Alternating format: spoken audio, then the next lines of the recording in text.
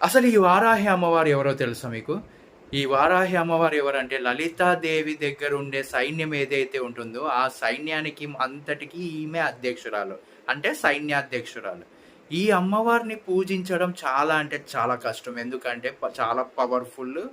ఈ అమ్మవారి పూజ ఏదన్నా తేడా జరిగింది అంటే చాలా భయంకరంగా ఉంటుంది.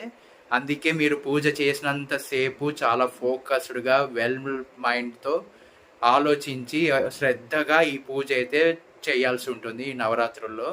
కొంచెమన్నా తప్పు చేసినారంటే చాలా భయంకరంగా ఉంటుంది. అందుకే జాగ్రత్తగా చెయ్యండి. ఈ శక్తిని తట్టుకోవాలంటే అంటే చాలా ఫోకస్డ్‌గా జాగ్రత్తగా చేస్తేనే మన కోరికలన్నీ ఫలిస్తాయి. తొందరగా తీరుతాయి. ఎంతవరకు ఏవైతే కోరికలు మీరు అనుకుంటున్నారో అవన్నీ తీరిపోతాయి. ఏమంటే ఆలోచించి చాలా జాగ్రత్తగా ఏదైతే మీరు పూజ చేస్తున్నారో దాని మీద కాన్షియస్‌తో ఉండి చెయ్యండి.